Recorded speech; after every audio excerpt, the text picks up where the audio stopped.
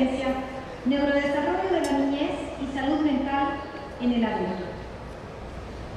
Agradecemos la presencia de todos ustedes y sin más preámbulo, le damos una calurosa bienvenida al doctor Joao García Martínez, quien cuenta con el título de médico cirujano avalado por la Universidad Autónoma de Guadalajara y es pediatra y neurólogo pediatra egresado del Instituto Nacional de Pediatría. Actualmente es el director de Grupo Neural y Clínica Neural en la ciudad de Mérida. Adelante, doctor. Gracias. Hola.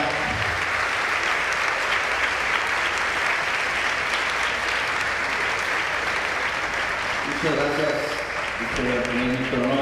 Buenas noches a todos ustedes. Como comentaron, soy el doctor Joao García. La mayoría, incluso mis pacientes, me dicen Joao. No me gusta que me digan doctor García, ni doctor, soy Joao. Y el día de hoy estoy muy contento, como en este marco, como la segunda ocasión que tengo la oportunidad de estar aquí con ustedes en Campeche, pero en este auditorio es la primera, pero he visitado muchísimos lugares de Campeche. Amo Campeche, me encanta Campeche. Y entonces estar aquí es para mí un gozo muy particular. Me siento además de halagado, como que bendecido y muy a su vez honrado por el que me consideran a mí como parte de este esfuerzo que tengo hoy que reconocer y admirar a todo el comité de organización y agradecer enormemente la invitación que me han hecho, porque tanto la ¿qué es?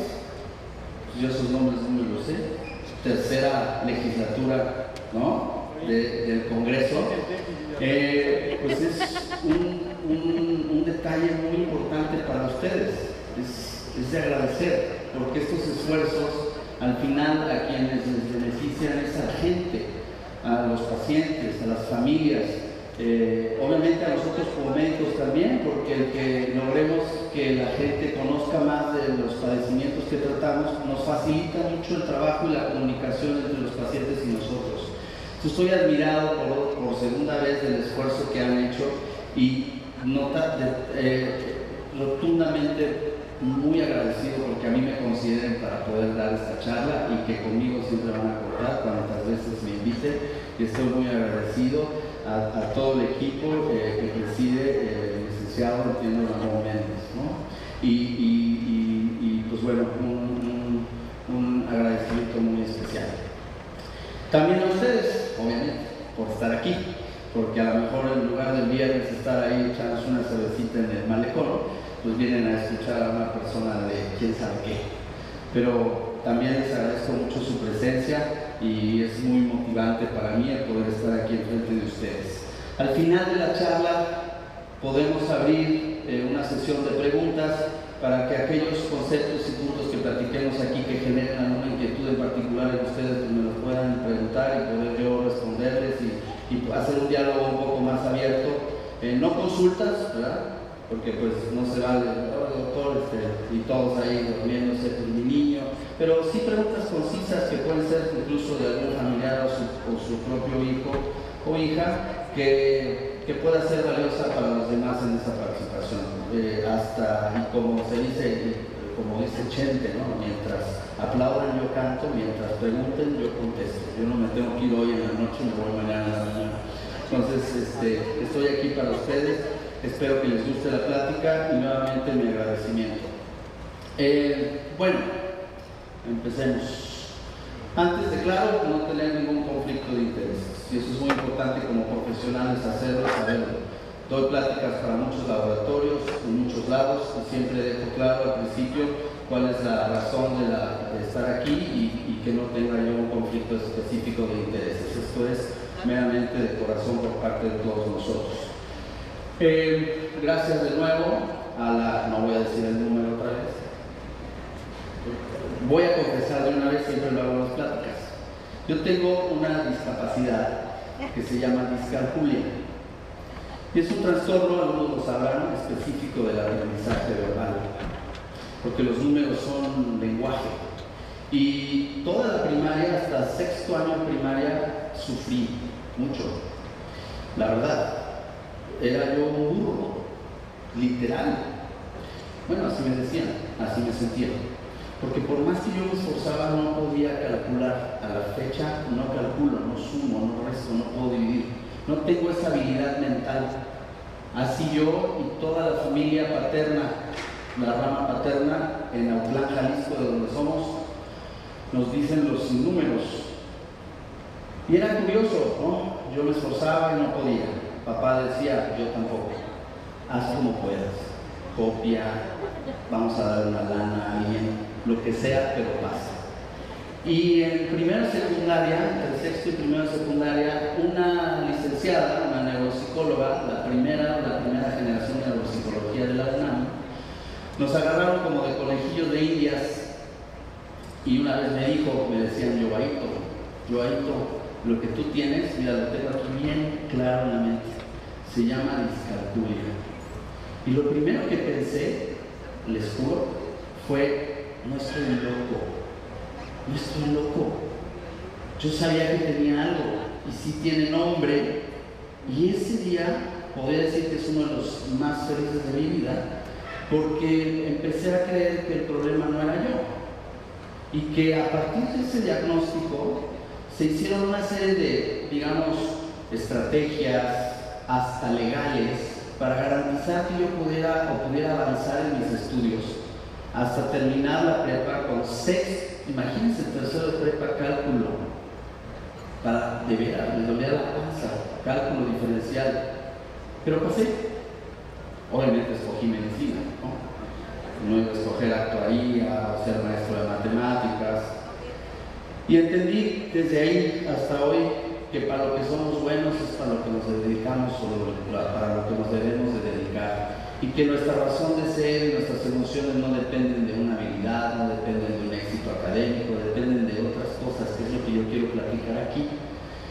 Yo no sé si todos saben lo que es trastorno por déficit de atención, pero estoy casi seguro que el 90%, aunque lo hayan escuchado previamente, no tienen ni idea de lo que es. No, que es un niño que no le puede o que le cuesta trabajo, que no puede atender, que es hiperactivo, que es grosero, que es mal portado. No es eso. El déficit de atención, lo voy a llamar a partir de ahora TDA para no acabarme la voz. El TDA no es un problema del comportamiento, no es un trastorno en la conducta, no es un problema psicológico o emocional. El TDA es lo que van a entender hoy que es más allá que eso. Y eso, si yo logro al final que ustedes entiendan qué es, me voy feliz. Y de ahí habrá un efecto dominó. Nuevamente, gracias. Vamos a empezar como... Ven, hay personas, esta foto me encanta, hay personas que me inspiran. ¿Alguien sabe quién es? Bueno, ustedes sí, ¿no? Es una campechana. Qué curioso, porque es una de las que para mí han servido como inspiración, y siempre he sabido que es de Campeche, la licenciada Lavalle, maestra, directora de una primaria de por aquí, que tiene su historia, porque además logró ser la primera mujer abogada y logró ser la primera presidenta del Senado, mujer. Y lo que más me apasionaba de ella no es esa cuestión de la política, con todo respeto, sino que hizo un libro que yo leí una vez, que se llama La delincuencia infantil, un texto muy viejo y muy interesante, porque ella lo que trataba de hacer entender a la gente, pero principalmente al gobierno, era que el problema que se estaba viviendo en la delincuencia siempre lo ha habido y siempre lo va a haber. Trataba de darle a entender un componente hereditario que se investigaba para tratar de determinar por qué casi la mayoría de los menores que delinquían tenían algún proceso psicopatológico. No solo una razón de hacerlo, sino una alteración. Y esta es solo una página de su texto que se llama Delincuencia Infantil, y como una mujer que además se inspira por todo lo que logró y que es campechana, pues desde muy inteligente, trataba de entender el por qué una persona, más allá de que pudo haber sufrido o ser un hijo de otro delincuente, hay otras razones genéticas y de quizás neurológicas, sin atreverse en ese momento, que lograríamos entender mejor el fenómeno del por qué una persona hace lo que sabe que no debe de hacer, pero lo hace. Y todos, día a día, vivimos una lucha ambivalente de poder hacer las cosas lo mejor posible, y cuando analizamos nuestro propio comportamiento, siempre está como que la fuerza del mal y la del bien, ¿no? Y ahí nos las vivimos toda la vida.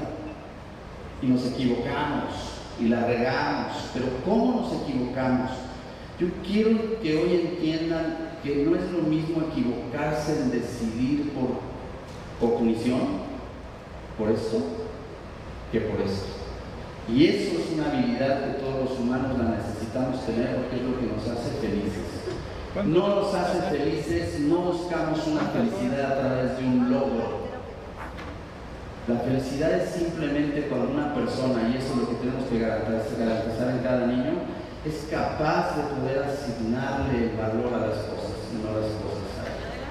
¿Cómo se logra eso? Más allá de todo lo que entendemos como definición de salud, que es vivienda, alimentación, protección, cuidados y todos los derechos infantiles. ¿Qué procesos se tienen que desarrollar en la persona para lograr ser la persona no que los demás quieran? La persona que yo quiero ser. Eso es lo que luchamos todos los días. Normalmente siempre agradezco y siempre doy o intento en mis últimas pláticas dedicarle algo a alguien. Principalmente siempre se lo dedico a mis pacientes, porque sin ellos pues no podría yo existir, ¿no? Y mis pacientes son los primeros que están ahí luchando, y nosotros nos convertimos como en su abogado, en su apoyo, y entonces siempre les dedico mis pláticas a los pacientes y a sus familias, que aquí tengo algunas, y que hemos avanzado un largo trecho, un camino difícil, en donde tenemos victorias y derrotas, pero logramos lo fundamental, que la persona logre ser autónoma, independiente y lo más feliz posible. Por eso siempre mi reconocimiento a ellos. En esta ocasión también a Larisa, una persona que el día de hoy está pasando por una situación muy crítica y que de alguna manera, ya le van a tomar foto para mandársela, sumo unas vibras para esta persona que está pasando por este momento. Bueno, todo empieza aquí. Nace un niño bonito. Dicen papá que todos los recién nacidos son feos, pero yo los veo bonitos. Soy pediatra, y cuando, lo que no me gustaba tanto, pero recibí muchos niños, muchísimos, y siempre me di cuenta de algo muy especial, que los papás, principalmente el papá, cuando lograba yo tener al niño y reanimarlo, siempre estaban viéndole las manos, los pies, siempre había miedo, y siempre lo único que querían saber al final de todo era: doctor, ¿está bien el niño? ¿Está completo? Y así, dedo por dedo, 1, 2, 3, 4, 5, 1, 2, 3, 4, 5. Y tú, sí, felicidades. ¿Qué significa eso? Que desde ese entonces, desde antes de nacer, están puestas en ese niño un número impresionante de expectativas. Somos un pueblo que todavía tenemos mucho que aprender en relación al ser humano. A mí me sorprende mucho que los niños de algunas personas pueden ver el Discovery Channel y aprenderse todo perfectamente bien de las jirafas o los hipopótamos, cuánto viven, cómo reaccionan, por qué hacen esto, por qué hacen los otros, pero no pueden saber lo que es un ser humano. No sabemos lo que es un ser humano, por qué somos así, cuáles son los comportamientos, de dónde vienen, por qué lo hacemos. Entonces es un tabú enorme. Entonces hay dos fenómenos interesantes. Todo está puesto aquí. Mis frustraciones, mis expectativas, mi próximo ingeniero, todo no puede fallar. Y yo decía, bueno, pues si un niño ni siquiera ha pasado un día de vida, Y ya hay tantas cosas puestas ahí y lo entiendo desde un punto de vista emocional.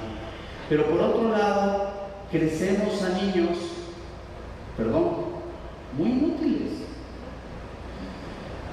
Tú puedes, y me consta, cuando yo logré hacer un entrenamiento de posgrado muy lejos, yo me daba cuenta que la gente era muy fría.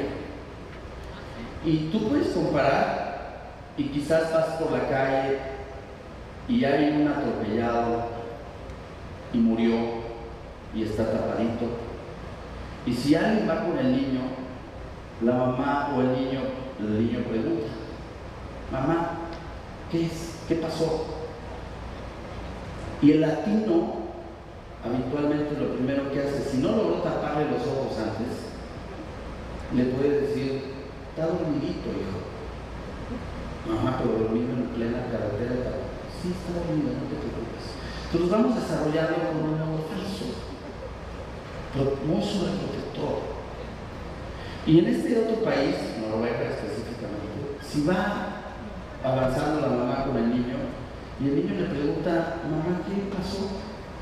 La mamá le responde: se murió, lo atropellaron. Y hay respeto, y hay que entenderlo. Y así tal cual. Entonces de repente todos mis pacientes adolescentes, es un trabajo bien complicado, es porque nadie me dijo que así eran las cosas. Todo era un color de rosa, todo era perfecto, todo era hacer algo para tener contento a alguien. Pero cuando me doy cuenta de lo que es la vida, no sé ni cómo hacerle. Entonces esos fenómenos en nuestro país son muy importantes que tenemos que ir tomando en cuenta para poder desarrollar gente fuerte, que embata, que resista, que se frustre, que aprenda todo el dolor, aprenda a ser un ser humano. Eso es muy importante. ¿Y qué tiene que ver el TDA con eso? Después, así de bonitos, buscando una foto de gemelos, no porque sean ojos azules, no me estoy proyectando. ¿Cuál de estos dos va a tener TDA? ¿Alguien podría saberlo? Pues de repente estamos observando lo que hacen, lo que dicen, hizo, no hizo, y empezamos a evaluar el comportamiento de un niño en base a expectativas diferentes. Se porta bien, se porta mal. Todo el mundo es un experto. Todo el mundo. Menos la mamá. Pobrecita, ¿no? Todo el mundo te confunde. Y entonces es imposible saber, para que tengan en cuenta, poder en un niño tan pequeño identificar quién va a tener un problema mental. Trastorno bipolar, esquizofrenia, depresión, TDA, autismo. Y créanmelo, existe. Nuestra sociedad es como no debe de existir. Si no conocemos lo que existe, ¿cómo vamos a poder identificar a tiempo a un niño que necesita de todo un apoyo para poder salir adelante? Los padecimientos que les llamamos trastornos, esa palabra trastorno se oye feo, mucha gente le molesta, me critica por decirlo, porque hace como referencia a que algo está mal. Pero trastorno es una palabra, semánticamente significa algo en salud. Yo a veces le digo a la mamá: a ver, pon trastorno en Google. Pero a Google hace unas cajas. ¿Qué dice? Un trastorno es una alteración en el desarrollo de procesos cognitivos y o afectivos, por señalarlo así, que quien lo padece le va a condicionar o a generar una desventaja en dos aspectos. Uno, en una capacidad para adaptarse. El humano es para adaptarse. ¿A qué? A lo que te tocó vivir, a tu entorno, al contexto. Y dos, el reconocimiento de la realidad, que es ¿Qué es la realidad? Todo trastorno, 374 trastornos que están inscritos en un manual estadístico, 374, podría seguro diagnosticar aquí al 20% de la gente. De 374, solo 6 se consideran trastornos del desarrollo. Y eso es lo que vamos a ver. No es lo mismo decir o definir un trastorno de esquizofrenia en un adulto que lo empezó de adolescente, porque no puede ver la realidad, no puede saber si el que está aquí al lado es de verdad o no. Y no es lo mismo un trastorno por déficit de atención. Quizás el que se utilice esta misma palabra para estos dos padecimientos es lo que mete mucho miedo. Entonces, súmenle, nuestra cultura y formas de crianza y de apego sobreprotector a nuestros niños, el desconocimiento de lo que existe y que puede afectar a tu hijo, las grandes expectativas que tienes porque casi en él te vas a ver triunfado o vas a lograr ser lo que tú no fuiste ser. Y luego, para hacerlo difícil, más allá del miedo y la situación emocional, pues que no es tan fácil diferenciar o distinguir a un niño que tiene o que no tiene un problema. Entonces tenemos que entender más bien qué es lo que pasa adentro y no tanto de darles una lista de síntomas. Se distraen, no trabajan, cualquiera puede hacer eso. Lo que importa es por qué. Y a veces el saber por qué un niño está desmotivado, no quiere hacer la tarea, no pone atención, no se concentra, ¿no? ¿Han visto las quejas de escuelas? Yo puedo poner 20 cartas y las 20 son iguales. Pedrito no quiere trabajar, no pone atención, se distrae con cualquier cosa, no trae sus cosas, tiene que andar pidiendo prestado, agarra las cosas sin permiso, pierde sus cosas, se tarda, se atrasa. Hay que decirle, insistirle, llamarle la atención constantemente y frecuentemente. Interrumpe a los demás, no espera sus turnos, es impaciente, le pegó a fulanita, se tira en el suelo, se sale del salón, interrumpe la clase, grita, no trae su tarea, se le olvida el cuaderno. Y parece que mi trabajo es escuchar quejas de alguien que no es como quisieran. Entonces, un trastorno, ya como palabra trastorno o enfermedad mental o un trastorno neurológico, no es un trastorno o un padecimiento a partir de hasta dónde es un problema para ustedes, sino a partir de que es un problema para el niño. Y yo lo dejo bien claro en la consulta. A ver, señor, aquí el problema no es que no haga o si haga, que aquí sí, acá no, con usted sí, con usted no. Nunca terminaríamos de ponernos de acuerdo cómo debe de ser el comportamiento, no de un niño hasta de un adulto. El problema es que su niño no está logrando. Yo no voy a trabajar para cumplir expectativas, sino para en conjunto desarrollar humanos. Si el niño se manifiesta así, y no digamos aquellos otros que ya son hasta agresivos, muy impulsivos, que ya hacen conductas extremas, que directamente tienen que ir incluso al psiquiatra. Cuando un niño manifiesta este tipo de comportamientos es porque le duele, porque se queja, porque algo le pasa, porque algo no puede, porque algo no logra, porque lo intenta y no lo logra. Y finalmente es un problema, parece para todos. Y el niño lo ve así. Yo puedo tener, perdón que me estacione aquí un poquito, pero yo, 3 versiones de un Pedrito,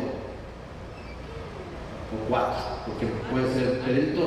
Oye, ¿tú crees que hay un problema? No. Pues si no hay un problema, nos vemos, ¿no? O sea, ni siquiera hay veces que ellos mismos pueden reconocer que esto es un problema. Pedrito versión 1, ya con problema. Pedrito, ¿tú crees que hay un problema? Sí. La segunda pregunta que hago siempre es, ¿de quién?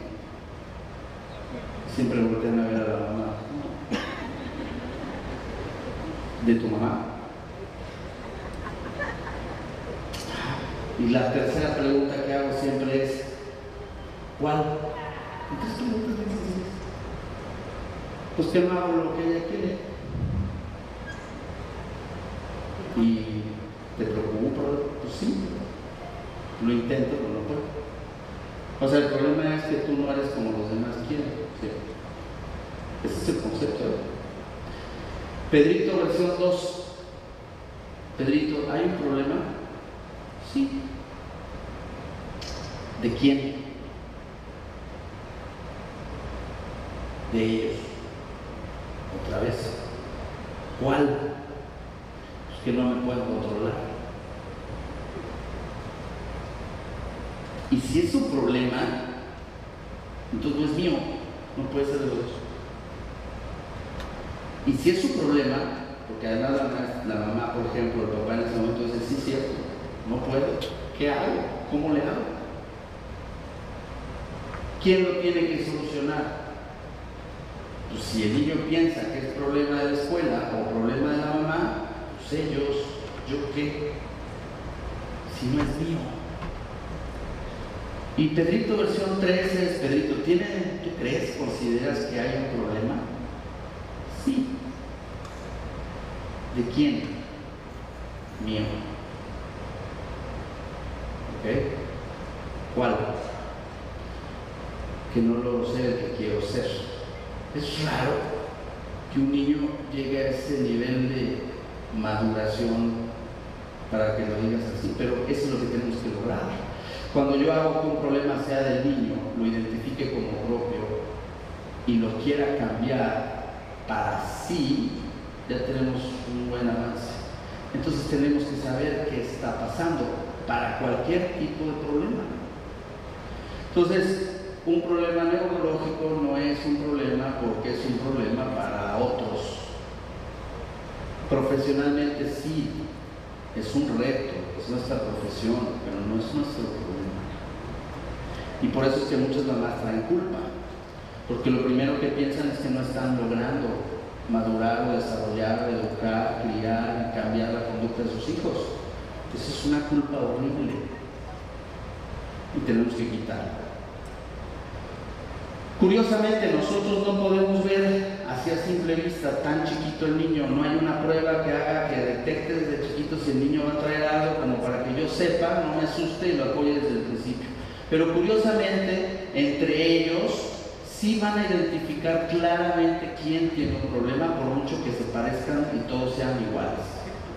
Ay, doctor, pues qué niño no hace travesuras. Ay, doctor, pues qué niño no se pelea. Ay, doctor, qué niño no ha mordido. Ay, bueno, sí.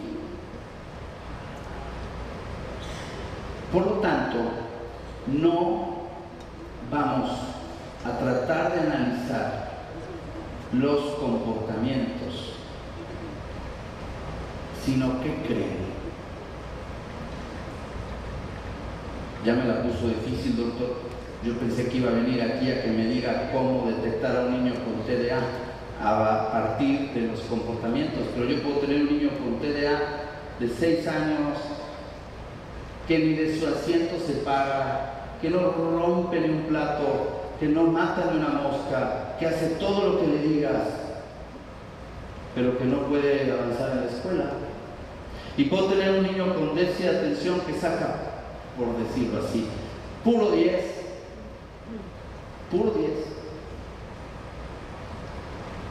pero no se comporta, por decirlo así. Entonces, si se fijan, son muy distintos. Y hace mucho tiempo, se decía, es que tiene trastorno por déficit de atención con hiperactividad o sin hiperactividad. Y bueno, obviamente puedes ver un niño muy hiperactivo que tenga TDA y un niño que tenga TDA y que no sea hiperactivo. Curiosamente, el niño que no tiene TDA, digo que tiene TDA pero que no es hiperactivo, no lo mandan al doctor.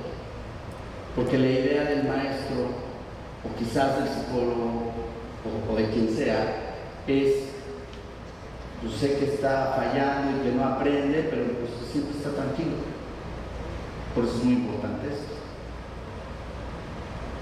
Solo el 20% de los niños en México que tienen déficit de atención van a ser tratados, solo el 20%. Y afuera me preguntaban algo muy interesante, o alguien decía, bueno, si son detectados todos, pero no tratados. O sea, yo sí puedo detectar en mi salón que fulanito no se logra adaptar,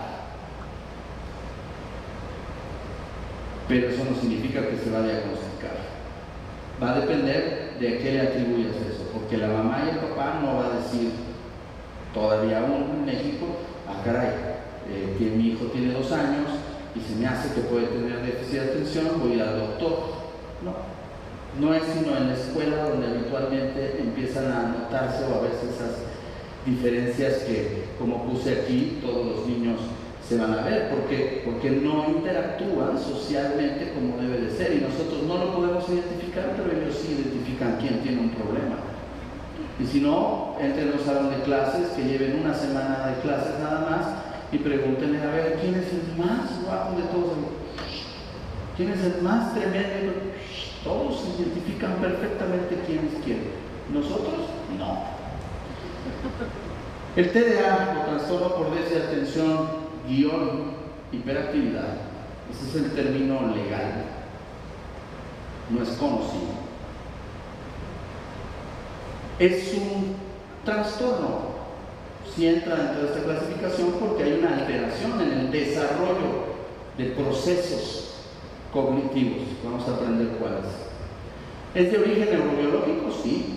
Si el cerebro de un niño que no tiene TDA, pues el niño no va a tener TDA. Pero si el cerebro de un niño tiene genéticamente TDA, el niño va a tener TDA. Y es un padecimiento genético. Es decir, ya viene de fábrica, viene en el software. Obviamente, cada niño es distinto, crece en escenarios distintos. Y su contexto siempre va a depender de eso, el TDA, su contexto es distinto.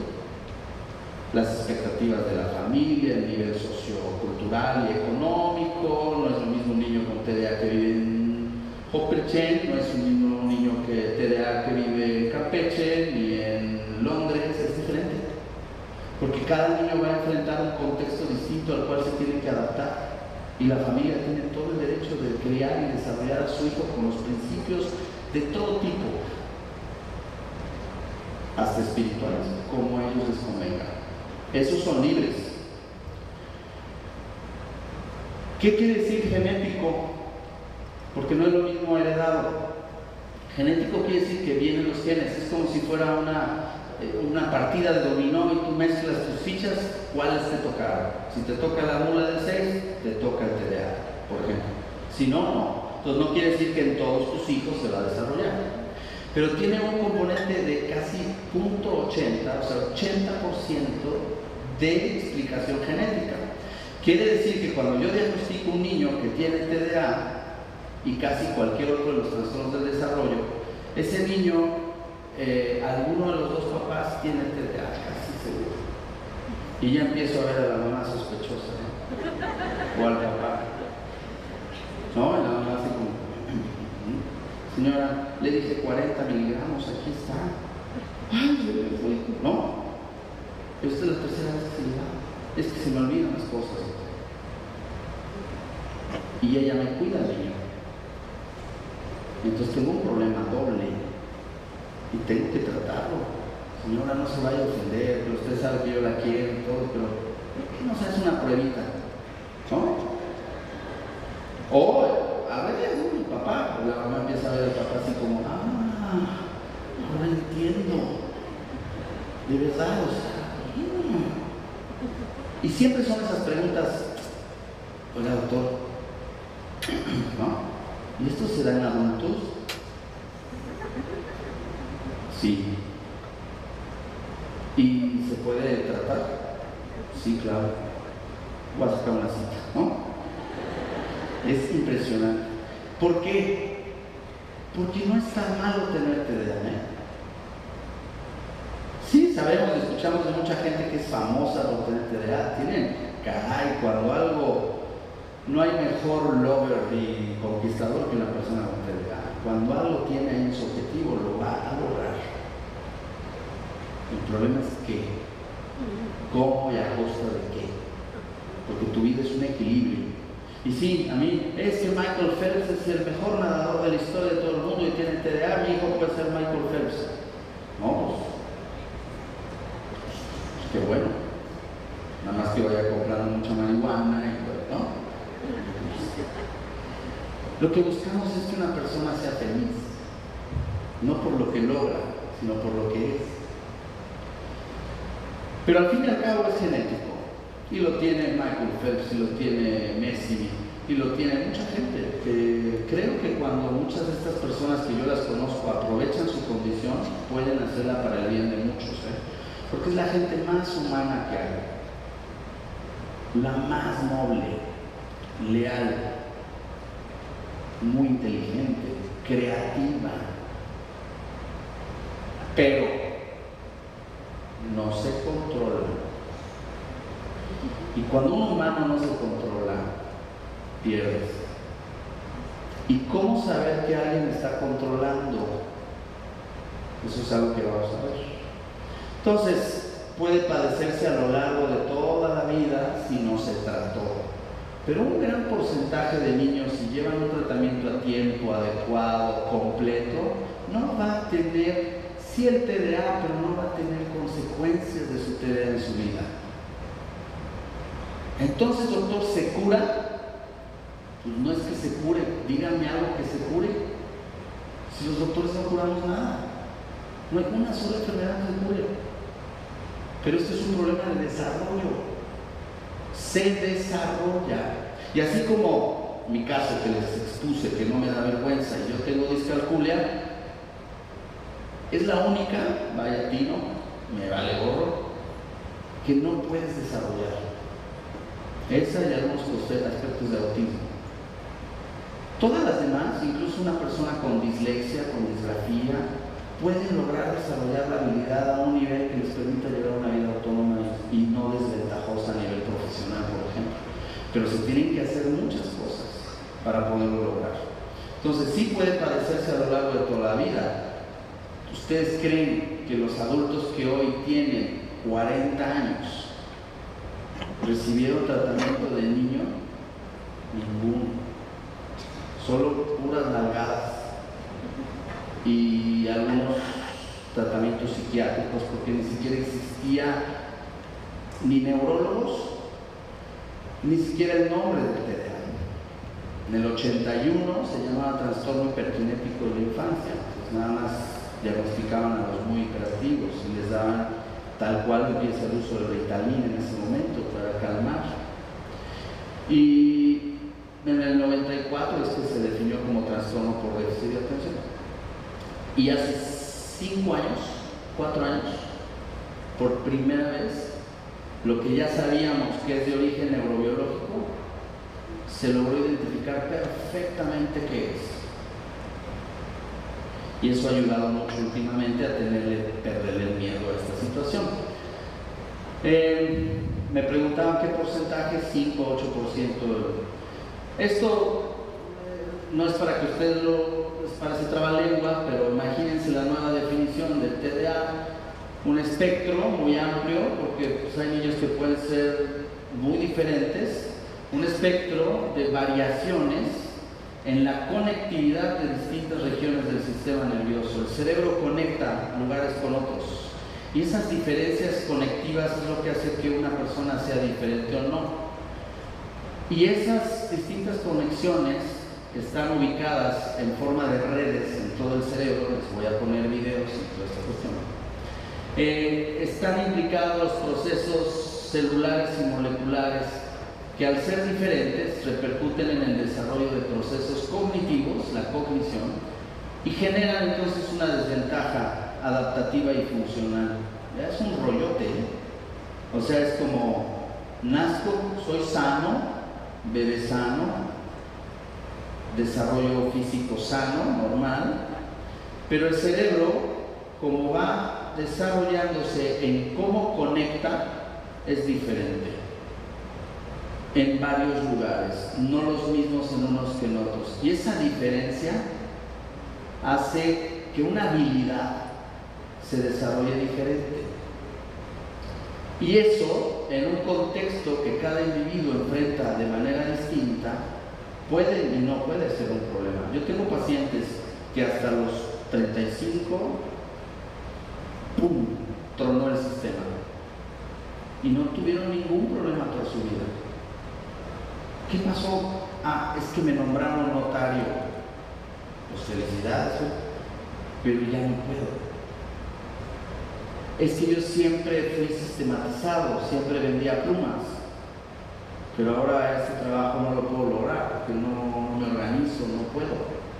Y no saben la cantidad de consulta del adulto que acude al cirujano plástico cerebral como diciendo: Doc, ¿me puedes ayudar? Porque en los 60s, después de esta onda hippie, en los Estados Unidos surge la cirugía plástica, y si principalmente las que concursaban como candidatas a ser modelos y que vivían de eso, Miss Universo y lo que sea, podían entonces beneficiarse de implantarse boobies, y para ir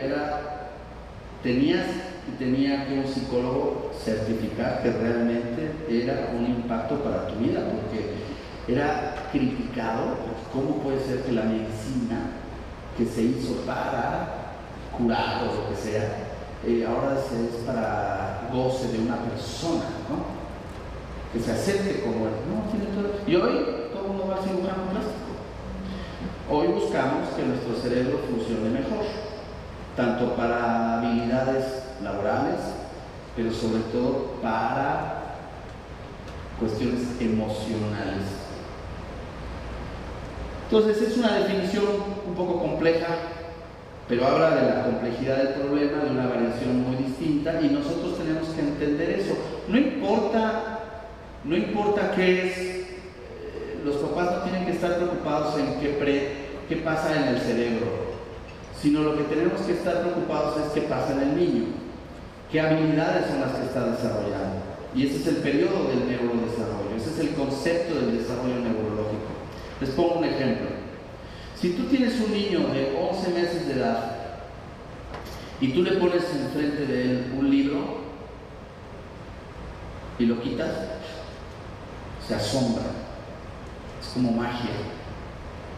Y la mamá, mira, y aquí está, ¿no? Aquí está. Y el niño, si es la mamá, ríe, se asombra, soy yo o el doctor, llora, pero el niño dice: ¿qué onda?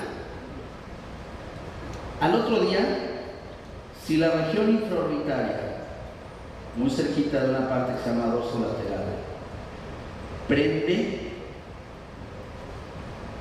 mira vecina, te voy a enseñar cómo mi hijo juega picabú, y haces lo mismo, el niño te busca.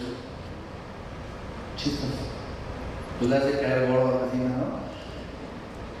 El niño desarrolla al año de edad la primera función ejecutiva, no intelectual. El niño logró inferir eso, no porque sea listo, porque el papá se la pasó explicándole una noche antes: mira, tu mamá está atrás. No es inteligencia.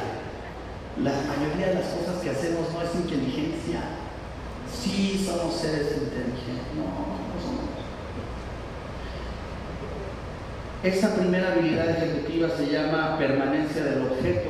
Es fundamental en la mente, y el niño ya sabe que una canica puede estar guardada en una cajita y que en el cajón está el control, y es un mundo diferente. Eso es desarrollo, es algo que prende, conecta y logra. No es algo que hizo o no hizo la mamá. Y el neurodesarrollo son todos esos cambios que se van a ir dando en el cerebro a lo largo de 20 años. O sea que un chavo de 18 años, ¿hay alguien por aquí de esa edad? Los de verde de la selección mexicana. ¿Tú cuántos años tienes? ¿18? ¿Sí? No, parece de 30, mano. tu cerebro está desarrollándose. De veras. Está aprendiendo cosas que de los 18 a los 20 es impresionante y ni sabes cuáles. Y al rato le vas a echar una cerveza al cerebro, ¿no? Bueno, yo también desde los 15 le entraba, pero no sabía. Pero ahora ya sabe de todo. Entonces el neurodesarrollo es un concepto continuo que empieza el primer día que se une el espermatozoide con el óvulo o con el osito y termina a los 20 años, 22 años. No deja de haber cambios. O sea, tendría que durar un embarazo 20 años, ¿me entiendes? Y salir el niño en el parto y decir, buenas tardes, me llamo Joao García, ¿no? Ya se me lo bromeo así. No, por eso son niños. Y la OMS define que los adultos empieza a los 20 años, ¿no? Tenemos que postergar la mayoría de edad. Estamos dando en la torre a los chavos. Entonces el neurodesarrollo son 2 décadas.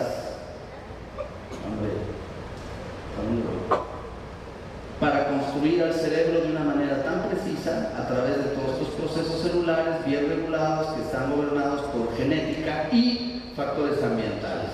Porque no es lo mismo el cerebro que se va a desarrollar de un chavo de 18 años que le entra la cerveza todas las semanas a un chavo de 18 años que no toma cerveza. No va a ser igual. Y a veces no sé cómo la libramos, pero y ahora con el uso de droga es impresionante la cantidad de marihuana que se está fumando, marihuana. Entonces quedan bien idiotas, perdón, tontos. Y no lo creen. Pero la onda, esto no lo leen, obvio. Aquí les juro que dice 1000 cosas. La zona ventricular, la formación de las... Aquí es cuando nace un niño.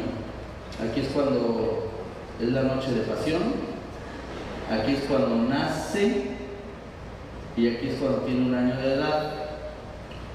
Ahí, al año de edad, los 1000 días. Lo más bonito.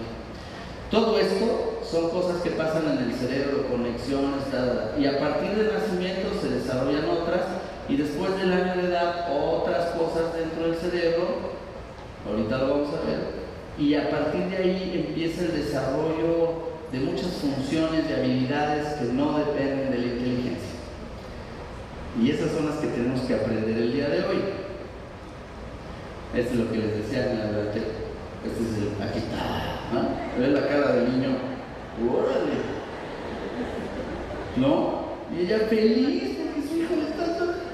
Señora, es el área infraritaria de los sectarios. Por eso nos dicen que somos todos los antirrománticos, fríos.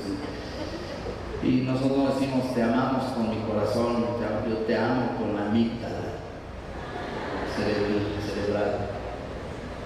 Y te odio con el estriado.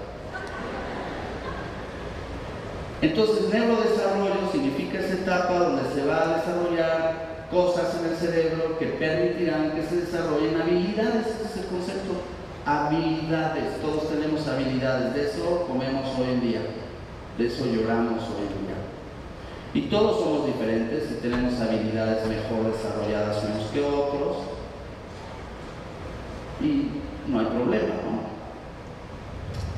Los niños que tienen un trastorno en el desarrollo neurológico son el 15%. 15 de 100 niños, fíjense las estadísticas, de cada niño sano que nace, 1 de cada 70 va a tener autismo, 1 de cada 67.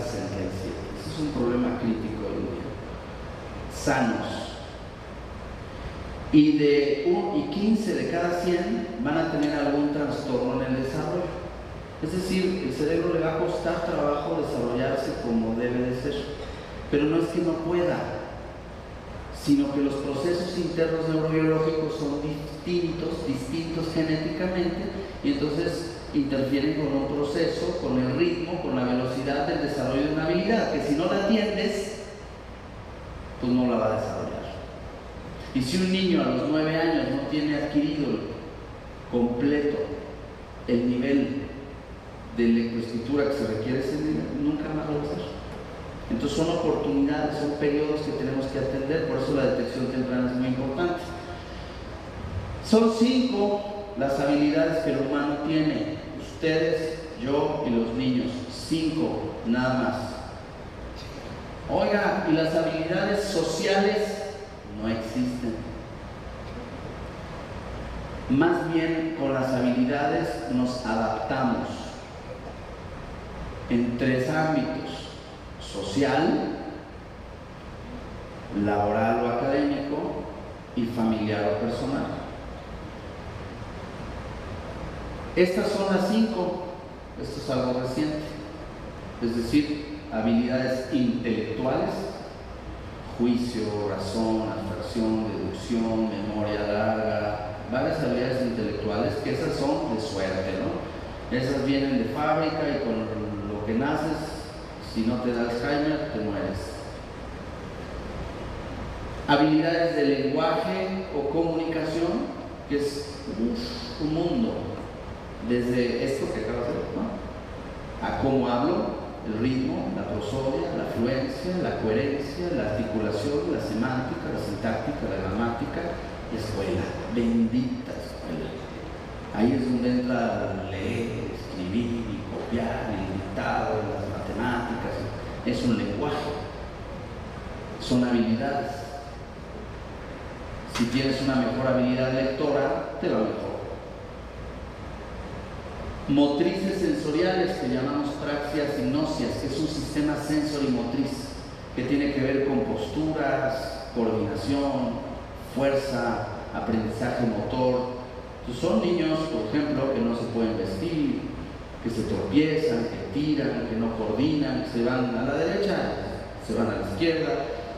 Todo un sensorio, niños que se desequilibra esta capacidad de integración sensitivo-motriz y entonces aparecen síntomas como repetitivos, sensoriales, poco dolor, caminar en puntas, repetir las cosas, aleteo, que todo el mundo piensa que es por autismo y no necesariamente. Pero es importante para el niño y para otras personas, ¿no? Hoy en día de ustedes y yo, quienes bailamos bien y bailamos mal, no importa, ¿no? Vamos a bailar ahora. Y el que baila bien, toda la noche baila, ¿no? Presumiendo. Finalmente, los niños sí tienen repercusión e importancia porque es con lo que juegas, pateas la pelota, te vistes, estás a tiempo, no pierdes tus cosas. O sea, tiene mucho que ver con la interacción, con el juego y con el aprendizaje también escolar. ¿Cuántos niños quieres acelerar un proceso educativo y ni siquiera se pueden sentar? Están todos chuecos, no tienen fuerza, no pueden agarrar, no se saben agochar, y nadie de eso a veces se maneja, y eso tiene que tener un manejo ocupacional muy importante, pero son habilidades.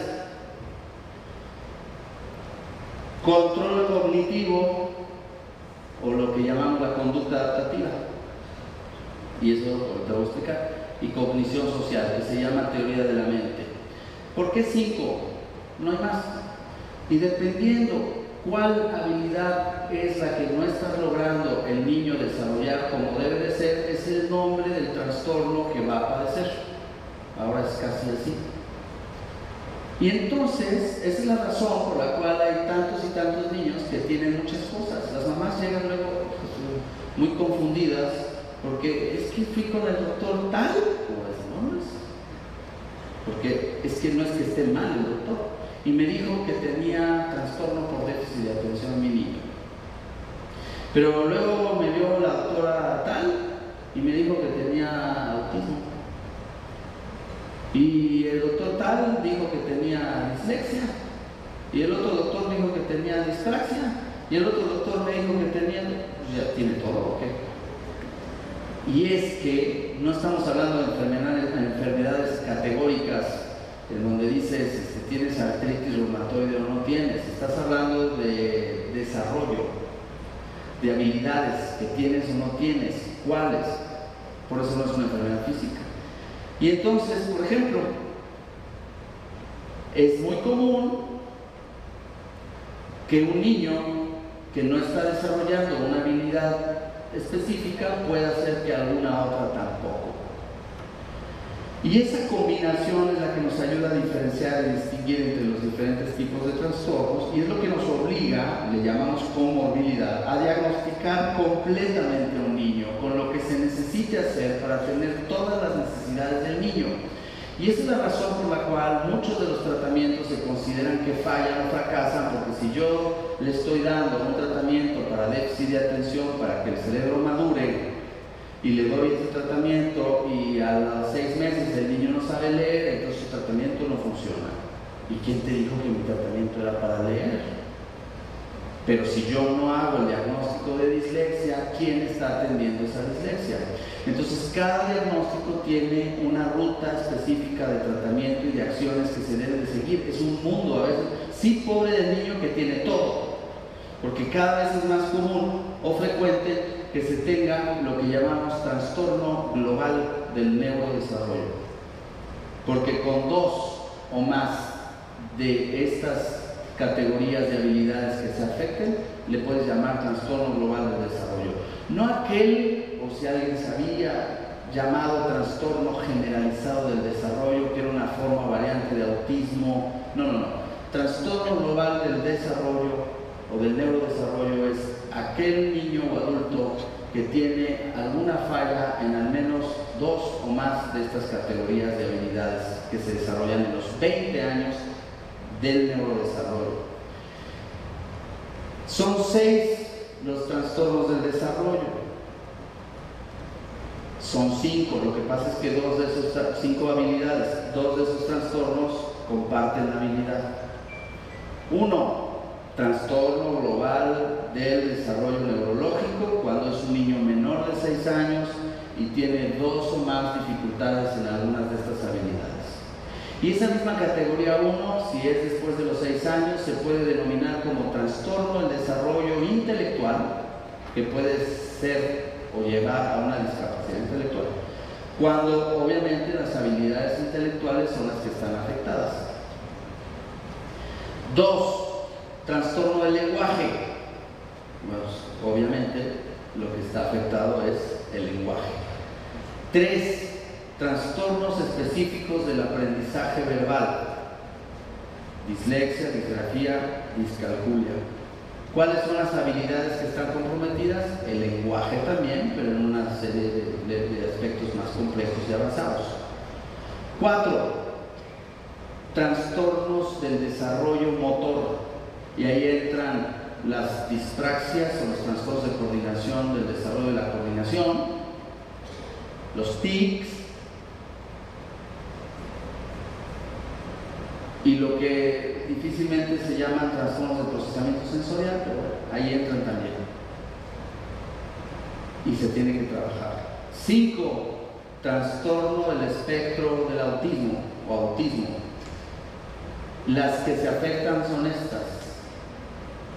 Aunque el autismo típicamente tiene una alteración en la comunicación muy peculiar, comparte tanto alteraciones generalizadas, o sea, puede haber un niño con autismo con trastorno intelectual, con dispraxia, o sea, tienen todo, pero lo que los diferencia o caracteriza con respecto a los niños que tienen un trastorno global del desarrollo, pero no autismo, lo que los hace diferentes a los que sí tienen autismo es esto que se llama la cognición social o la teoría de la mente, que es esta habilidad que vas desarrollando de poder intuir, inferir, boicotear, anticipar, interpretar y saber qué está en tu mente, adelantarte a lo que vas a hacer, ubicar un contexto, el doble sentido, todos estos aspectos, ¿no? Y eso es lo que caracteriza el autismo.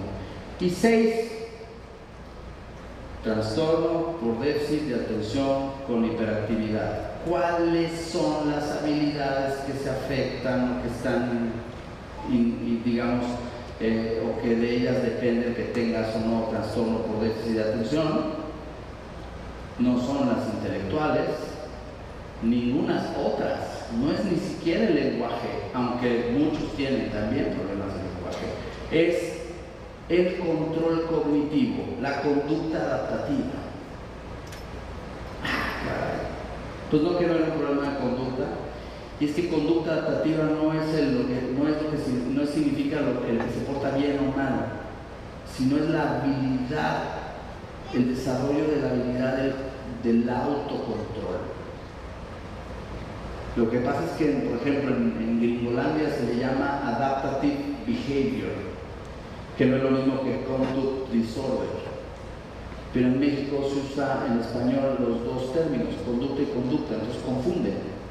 No es lo mismo un trastorno de conducta a un problema en la conducta adaptativa.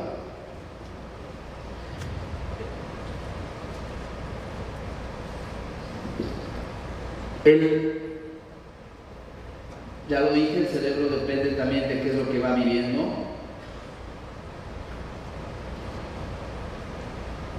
Déjenle mando un chat, estoy viendo el reloj. Así es como están clasificados hoy en día según el DSM-5 los trastornos del desarrollo neurológico, trastorno del desarrollo intelectual, cuando son mayores de 6 años, menores de 6 años, puede ser un retraso general o trastorno global del desarrollo, cuando dos o más de las categorías que les mencioné se afectan. Trastornos de la comunicación, hay varios, puede ser trastorno del lenguaje, trastorno de la comunicación social, trastorno específico del aprendizaje verbal, dislexia, disgrafia, discalculia, espectro del autismo, TDA y trastornos del desarrollo motor, incluyendo tics y Tourette. Un niño puede tener varios. La mayoría, el 70% de los niños que tienen un trastorno del desarrollo tienen 3. O sea, tienen varios. Y entonces la visión de un pediatra o quien va a evaluar al niño es evaluar todo. No es llego a la consulta, doctor, vengo con usted para saber si mi hijo, ya dígame si tiene o no tiene TDA, porque yo he leído, yo he sabido, yo he esto. No, espérame, ya no es así. Es su Pedrito, es Pedrito. Y vamos a tener que hacer una evaluación global de su desarrollo. Y si en esa evaluación encontramos que tiene TDA, haremos lo que se tiene que hacer para el TDA. Y si tiene un trastorno del lenguaje, lo clasificaremos, ahondaremos y haremos lo que se tendrá que hacer con el trastorno. Y así, cada uno de estos, así no se nos va ninguno. No es la necesidad de diagnosticar a todos.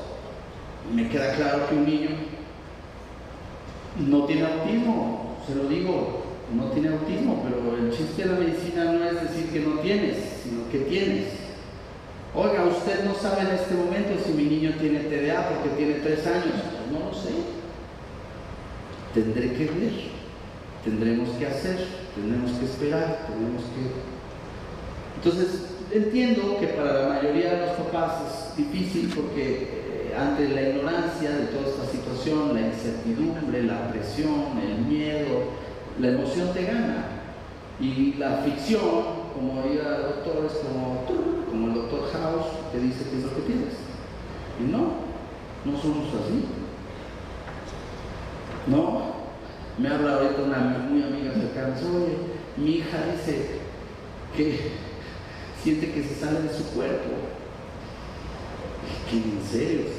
Sí, como que si se sale de su cuerpo, ¿qué tienen? No sé.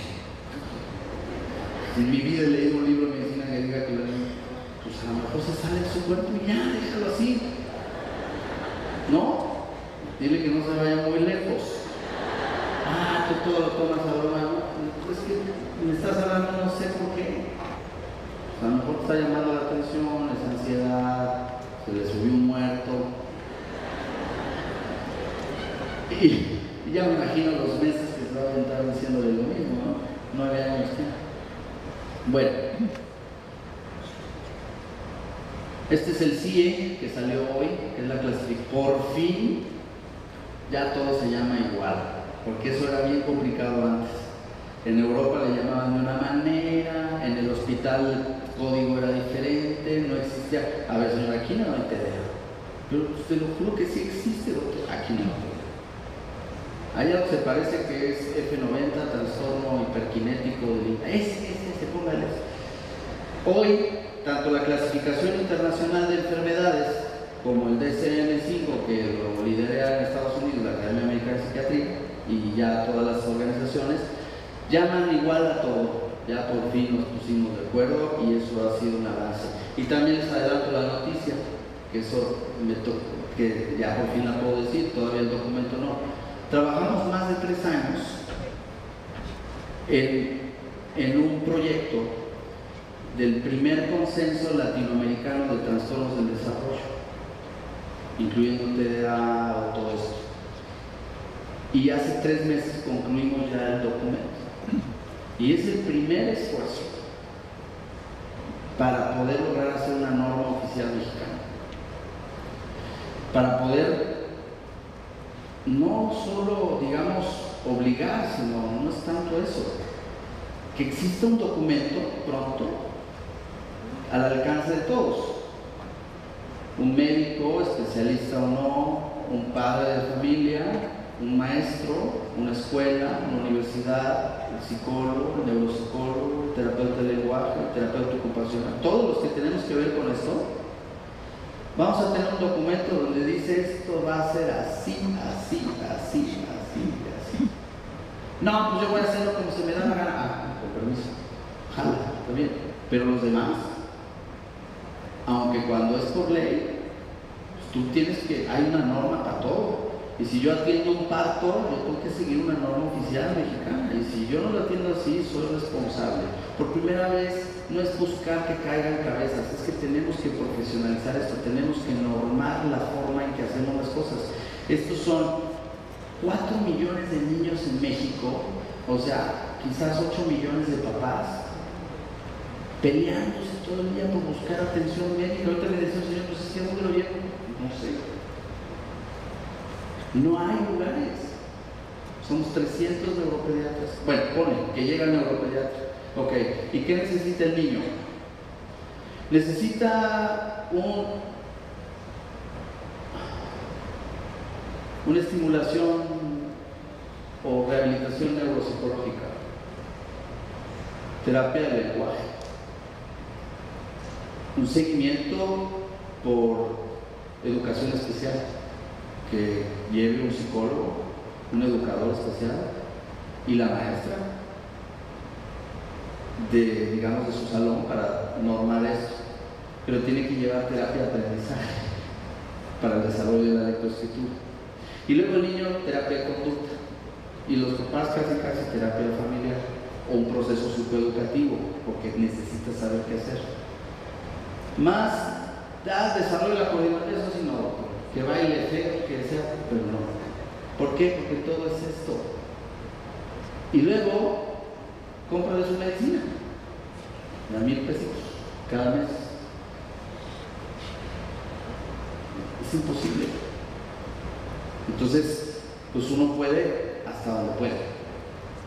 Y el equipo, porque esto tiene que requerir un equipo, tratando de normar por dónde vamos a priorizar la atención del niño.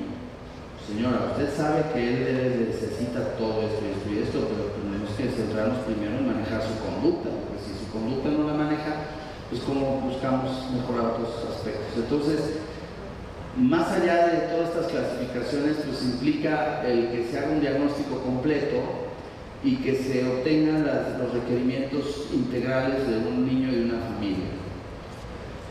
Es complicado. Pero el TDA, hablando de la conducta adaptativa, es lo mismo que decir autorregulación.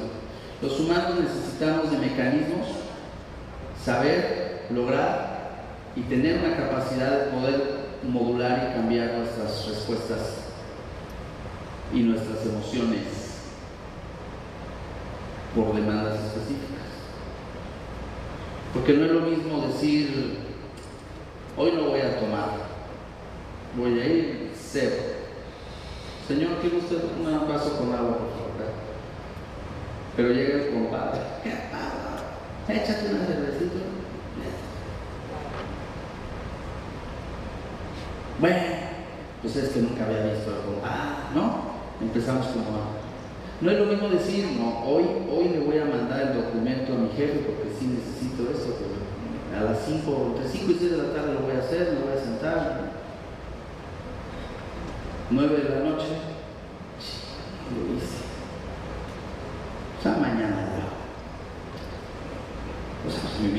complicada, tuve que dar esto. ¿Hasta dónde estamos haciendo lo que debemos? Yo todos los días, el sexto nivel de Brown, le dicen así, el sexto nivel del funcionamiento ejecutivo del adulto, del Dr. Brown, es el nivel del automonitoreo. ¿Qué hago? ¿Cómo lo hago? ¿Dónde fallo? ¿Cómo lo mejoro? Todos los días estamos así, hasta que lleguemos a los 110 años. Y el niño, yo veo niños que entran a mi consultorio y ni se inmutan. ¿Cómo los, o sea, de veras? Si son las 5 de la tarde, las 5, no se inmutan. Y un niño tiene que decir, ¿dónde estoy? ¿Qué estoy haciendo? ¿Es lo normal? ¿Cambio? Y no, ay, tú me avisas, mamá. Y tenemos que lograr en los niños desarrollar habilidades de autocontrol, de autorregulación, que implica cambiar tu comportamiento, tu emoción, tu enfoque, dependiendo de qué es lo que tienes que hacer. Hace rato les decía cómo medimos la capacidad de adaptarse de alguien. Pues cuando tienes el que tiene mayor capacidad de adaptarse es aquel que hace lo que tiene que hacer aunque no le guste. Así de fácil. Punto. Porque no existe la vida donde todo lo que hacemos nos gusta. Implica un esfuerzo y una dificultad lograr hacer las cosas que sabemos que tenemos que hacer y no hacer las cosas que sabemos que no tenemos que hacer, te guste o no. Y eso es, llámale responsabilidad, deber, normalidad, pero todos vivimos un proceso de continuo de ejercicio de estas habilidades que se les llaman de autorregulación. Y se le llama autorregulación porque son hasta cierto punto automáticas, del inglés automatic self-regulation, porque la mayor parte de las habilidades de autorregulación las hace el cerebro, no la mente, no la persona. Pero es una habilidad, la conducta adaptativa es una habilidad, y es una habilidad genética. Y esa habilidad hoy se necesita mucho. Entonces la autorregulación es muy importante. Los mecanismos de regulación son todo acto, conducta que hacemos desde recién nacidos para podernos adaptar al medio. Un recién nacido tiene incluso mecanismos como el chupeteo, empuñamiento y acciones que hacen que un estímulo que es nocivo, vamos a pensar el monitor de terapia intensiva, pip, pip, pip. Les voy a poner un día a dormir con un monitor aquí en el oído, pip, pip, pip. Llega la enfermera y te pica, o sea, ni siquiera. El niño tiene que olvidar eso para vincularlo al sueño. Y son mecanismos de regulación muy primitivos. En principio son una necesidad fisiológica, pero mecanismos de la regulación quiere decir que entre más sea yo capaz de adaptarme al medio ambiente es una transición de un control externo, mamá, a un control interno. Y ese es lo que yo veo en mis niños con TDA, 6 años, 10 años, primaria, es ¿no? Desde el que empieza el día hasta que termina es un suplicio y rogar de hacer lo que tienes condenadamente que hacer. Hay síndromes por ser mamá y esposa. Curioso porque no existe el del esposo. De alguien con TDA. No, por ejemplo, yo veo muchas, perdón mi palabra, quiero sentirme en confianza, ¿no? Divorciadas, no tiene nada de malo, y empiezan, no sé, una nueva relación, digo, ya hasta que el niño casi se graduó, porque ya nada más el niño le espanta todo, ¿no? Cuando no está tratado.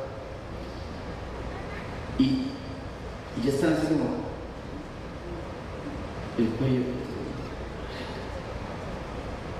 te queda, porque es desde que son chiquitos, es levántate, apúrale, papá, cámbiate, báñate, peínate, estamos listos, deja eso, te dije que no hagas, siéntate, desayuna, no hagas eso, no hagas eso, no, todo el santo día. Porque el niño no tiene regulación. El control es externo y el maestro es igual, hey, aquí, siéntate, no, primero, después, ok, aquí.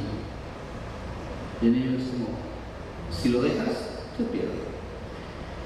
Sé que a veces hay mamás que me dicen, no soy yo, o sea, ¿no? O papás que dicen, no, es que lo consienten, no lo deja hacer. Pues el niño dice, hasta toda. Y es cierto, o sea, el humano puede dejarse llevar y dejarse querer y dejarse consentir, pero sales y lo haces, ¿no? Pero no es generalizado.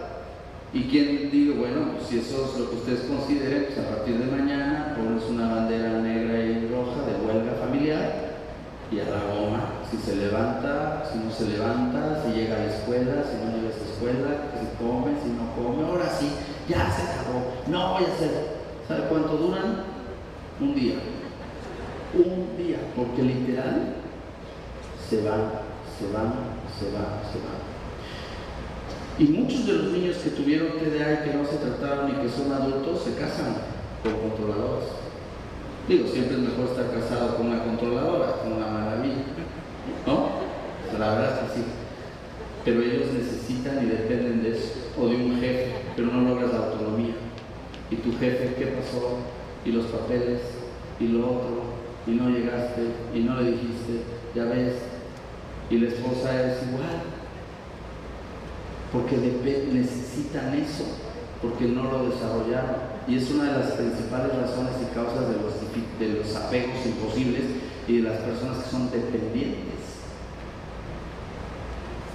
Porque la inteligencia no logra la autorregulación, es un mecanismo completamente diferente.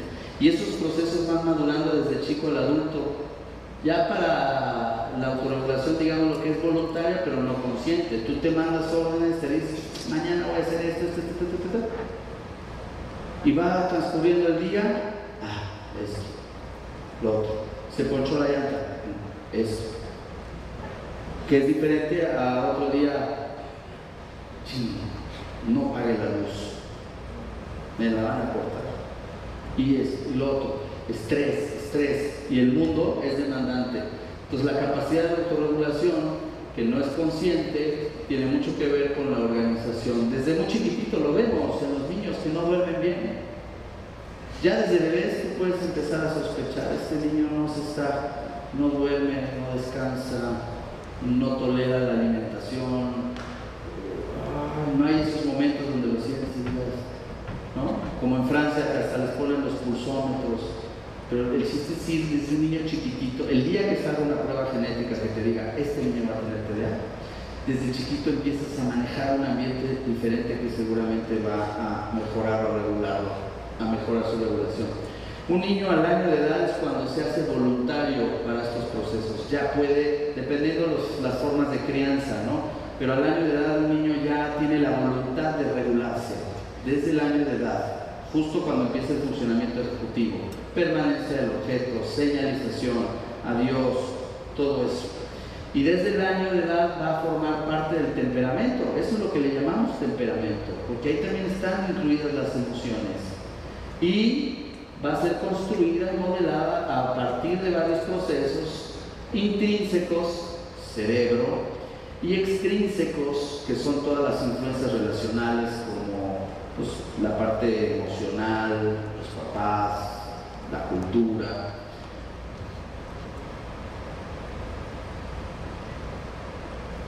Así como va creciendo desde chiquititos hasta grandes, son diferentes regiones del cerebro las cuales van empezando a funcionar para ir logrando que estos mecanismos de regulación vayan desarrollándose mejor. Un niño a los 5 o 6 meses de edad ya puede de alguna manera atender focalizadamente. Un niño de 5 a 6 meses ya puede agarrar y voltear y buscar y ver y ver a la señora. Ya puedo verla. Pero su único mecanismo de regulación va a ser que si le hace así como, ¿no? El niño, cabeza a la goma, desapareció. Al año de edad, ahí está, ya no es un mecanismo suficiente, ya es como, ¿no? Y empieza la mente, me va a robar a los 3 años, ¿no? Y los mecanismos de regulación se van vinculando con los procesos de atención, por eso el nombre. Porque depende qué es lo que tú atendas o veas, es lo que vives. Por eso lean el libro maravilloso de Daniel Goleman, que cuando sacó su primer libro que se llamaba Inteligencia Emocional, hitazo, ¿no? Todo el mundo, la inteligencia emocional. Hay gente inteligente emocionalmente, le vale o le resbalan las cosas, era un concepto similar. Hoy su libro se llama Focus, porque todo depende de la atención y pensamiento. Pero estos mecanismos de regulación se hacen cada vez más complejos, como ya un niño más grande que ya implica un comportamiento. Un niño cuando va de un lado a otro y está caminando es porque está yendo por algo, no nada más hacia lo loco. Pero a veces es el cerebro que está buscando que tengas un estímulo, un placer, una diversión, algo bonito, algo novedoso, algo nuevo, y por eso son hiperactivos. Pero pueden ser hiperactivos físicamente y pueden ser hiperactivos mentalmente.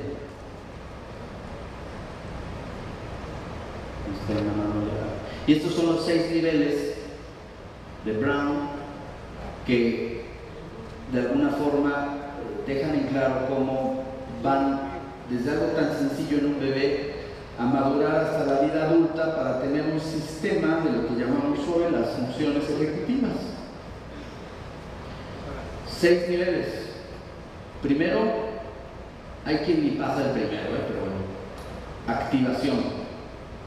Y cuando falla el primer nivel de activación, lo que comúnmente vemos en las personas es procrastinan, se boicotean a sí mismos. Mañana, no, primero esto.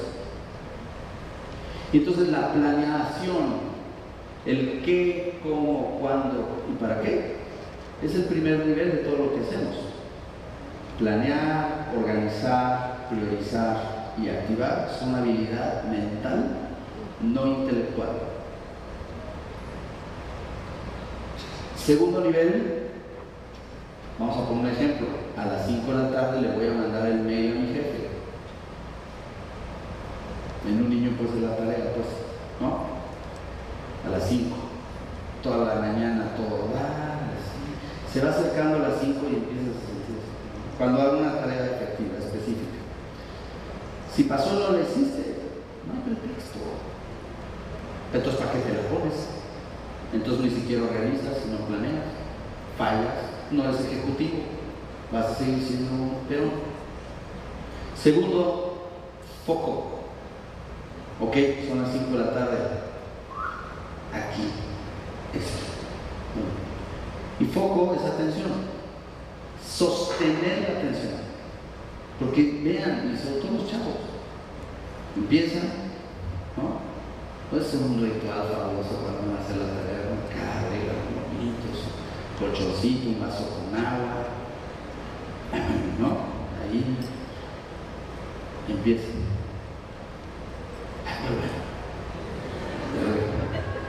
Una galletita. Y no pueden sostener el foco. Déjale hablar. Y una tarea, una actividad, se hace eterna. No la termina.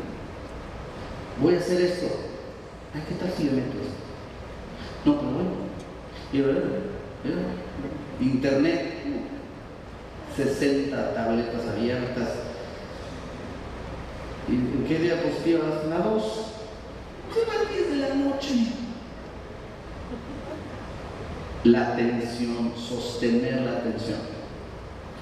Tercer nivel, esfuerzo. Ok, ya, de aquí como mula, no me voy a sentir. Pero es como ir andando en bicicleta. Está la bajadita y de repente viene la subidita. Estás hablando, siempre cuando empiezas a leer un libro es padrísimo. Te pone en un contexto de introducción muy fácil, ¿no? El trastorno por déficit de atención es un problema muy importante. Todo el mundo lo dice. El problema es cuando la región infraorbitaria empieza a verse un incremento de la complejidad y entonces uno tiene que tener esfuerzo.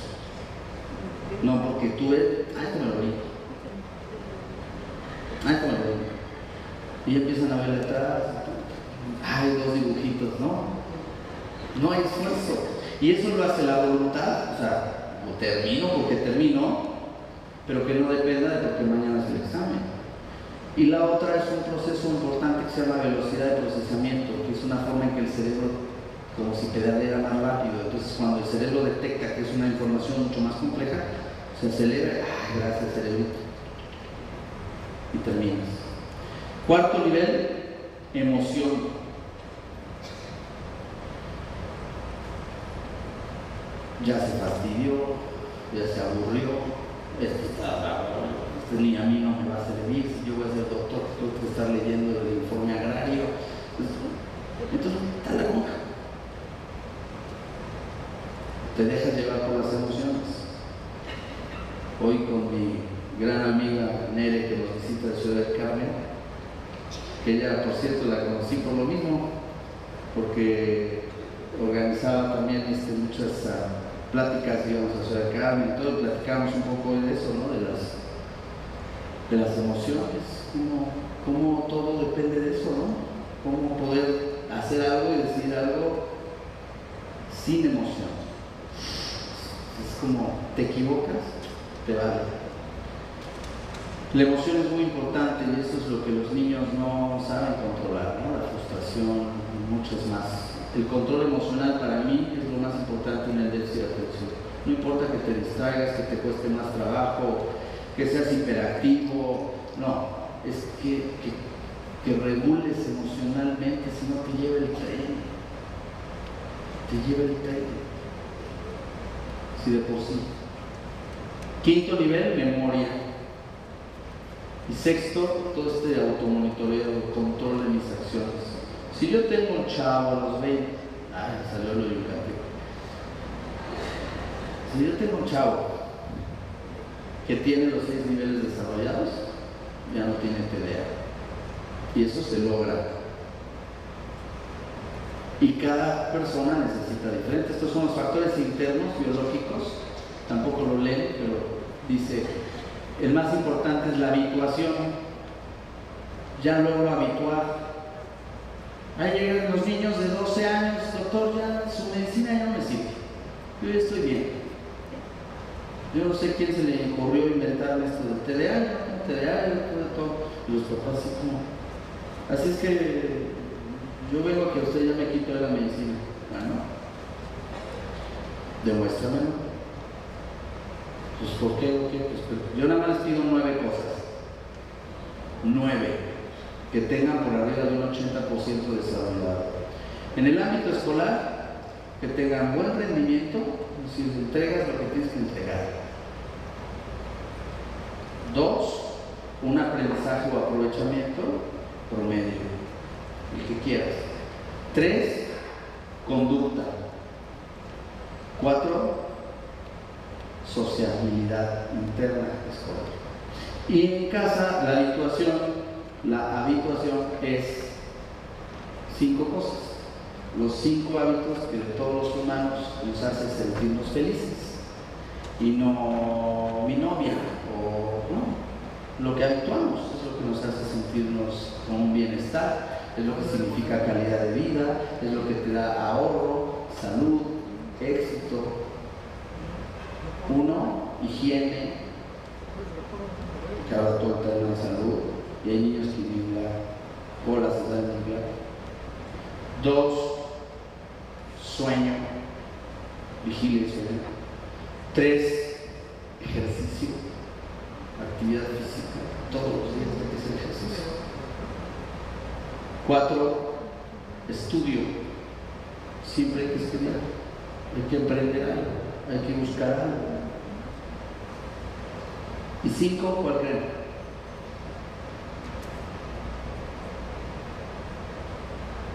alimentación. Entonces tienes un chavo de 20 años con un sistema de organización bien, hace su actividad física, buena higiene, estudia, come bien, duerme bien. ¿Qué tan difícil puede ser la vida? Muy bien. Para terminar, bueno, todo eso no se logra si hay cambios o no se dan cambios que existen en el cerebro. Siempre se ha sabido, por decirlo